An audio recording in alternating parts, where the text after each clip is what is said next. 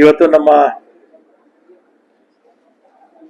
ಷಣ್ಮುಗಪ್ಪ ಅವರು ಮತ್ತು ಅವರೆಲ್ಲ ಟೀಮ್ ಲಾರಿ ಓನರ್ಸು ಮತ್ತೆ ಕಮರ್ಷಿಯಲ್ ವೆಹಿಕಲ್ಸ್ ಅಲ್ಲ, ಹೆಚ್ಚಾಗಿ ಲಾರಿ ಓನರ್ಸು ಅಸೋಸಿಯೇಷನ್ ಅವರು, ಅದೇ ರೀತಿ ನಮ್ಮ ಪ್ರಸಾದ್ ಅವರು, ಕಾರ್ಯದರ್ಶಿಗಳು, ನಮ್ಮ ಆಯುಕ್ತರು ಯೋಗೇಶ್ ಅವರು, ನಮ್ಮ ಅಧಿಕಾರಿಗಳು ಈಗಾಗಲೇ ಮಧ್ಯಾಹ್ನ ಒಂದು ಮೀಟಿಂಗು ಆಯುಕ್ತರ ಕಚೇರಿಯಲ್ಲಿ ಮೀಟಿಂಗ್ ಮಾಡಿ ಈಗ ಫೈನಲ್ ಆಗಿ ಇಲ್ಲಿ ಬಂದಿದ್ದಾರೆ.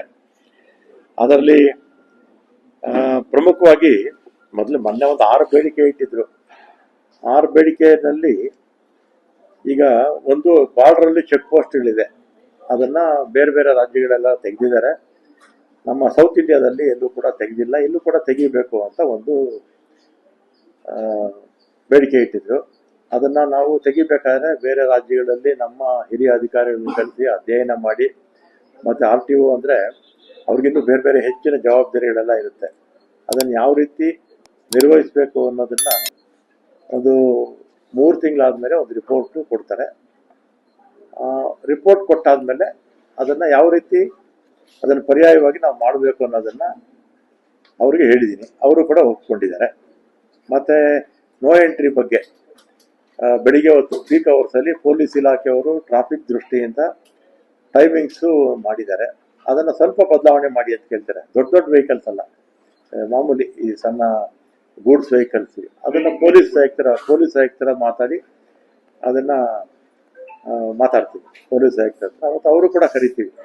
ಮತ್ತೆ ಪೊಲೀಸ್ ಆಯುಕ್ತರು ಇರ್ತಾರೆ, ನಮ್ಮ ಅಧಿಕಾರಿಗಳು ಇರ್ತಾರೆ. ಮತ್ತೆ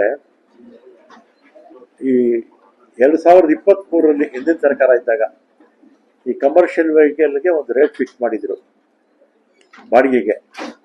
ಅದನ್ನ ಕೆಲವೆಲ್ಲ ಬಿಟ್ಬಿಟ್ಟಿದ್ದಾರೆ ಅಂತೆ. ಆಗ ನಮ್ಮ ಸರ್ಕಾರ ಇರಲಿಲ್ಲ, ಹಿಂದಿನ ಸರ್ಕಾರ ಇತ್ತು. ಆ ಸಂದರ್ಭದಲ್ಲಿ ಇವ್ರನ್ನು ಕೂಡ ಅವ್ರು ಕನ್ಸಲ್ಟ್ ಮಾಡಿರಲಿಲ್ಲ. ಮಾಡಿದ್ರೆ ಇವರು ಅದನ್ನೆಲ್ಲ ಕೂಡ ಸೇರಿಸ್ತಾ ಇದ್ರು.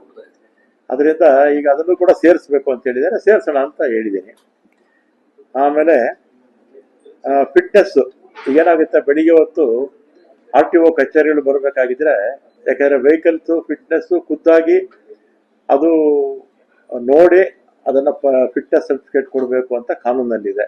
ಇದು ಇಡೀ ದೇಶದಲ್ಲಿ ಇದೆ. ಅದರಿಂದ ಈ ಬೆಳಿಗ್ಗೆ 7-8 ಗಂಟೆ ಮೇಲಾದ್ರೆ ಟ್ರಾಫಿಕ್ ಜಾಸ್ತಿ ಆಗ್ಬಿಡುತ್ತೆ. ಅದರಿಂದ 7 ಗಂಟೆಯಿಂದ 8 ಗಂಟೆ ಒಳಗೆ ಮುಗಿಸ್ಬೇಕು ಅಂತ ಹೇಳಿದ್ದೀನಿ.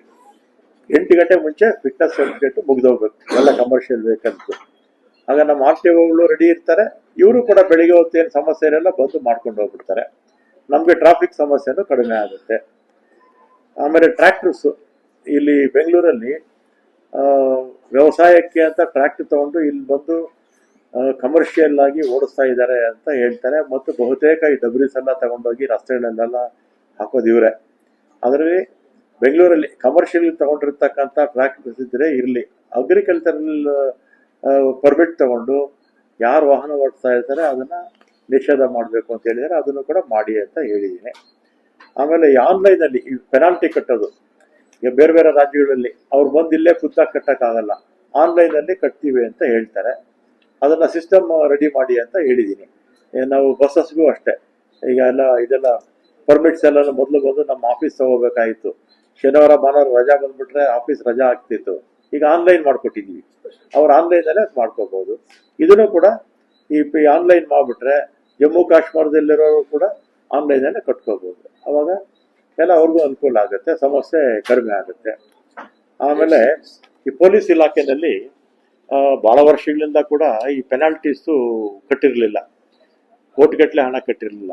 ಒಂದು 2 ವರ್ಷಕ್ಕೆ ಮುಂಚೆನೋ 3 ವರ್ಷಕ್ಕೆ ಮುಂಚೆನೋ 50% ರೆಡ್ಯೂಸ್ ಮಾಡಿ 1 ಟೈಮ್ ಅಂತ ಅವ್ರಿಗೆ ಅವಕಾಶ ಮಾಡಿಕೊಟ್ರು.